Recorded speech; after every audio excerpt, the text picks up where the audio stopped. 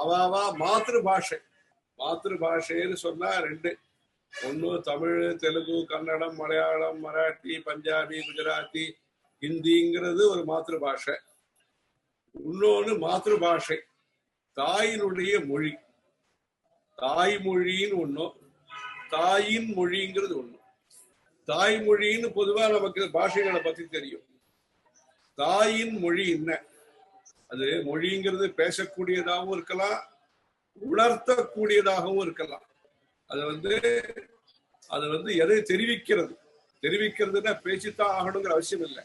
பார்வையினாலையும் தெரிவிக்கலாம், சைகையினாலையும் தெரிவிக்கலாம், நம்மளுடைய பலன்கள் மூலமாகவும் நாம தெரிவிக்கலாம், நாம செய்யக்கூடிய நல்ல காரியங்கள் மூலமாகவும் நாம தெரிவிக்கலாம்.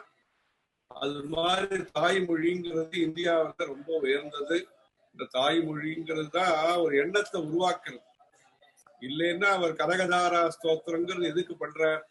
சின்ன வயசுல அந்த 5 வயசுக்குள்ள அவர் வந்து ஆதிசங்கர பகவத் பாதாள் அந்த தாய்மொழியினால் ஈர்க்கப்பட்ட பவதி பிக்ஷாம் தேகின்னு இவர் சொல்லும் பொழுது அந்த நெல்லிக்கனியை கொண்டு வந்து அந்த அம்மா அந்த பிக்ஷா பாத்திரத்துல சமர்ப்பணம் பண்ணணுங்கிற அந்த பார்த்தார். அதை அப்ப அதை புரிஞ்சுட்டார். தாயின் மொழி கஷ்டம், நஷ்டம், சிரமங்கள், மான அவமானங்கள், பல சிரமங்கள் இருந்தாலும் நம்முடைய தர்மத்தை, நம்முடைய கடமையை, நம்முடைய பொறுப்பை நிறைவேற்றணும் அப்படிங்கிறது இந்தியாவினுடைய தாய்மொழி.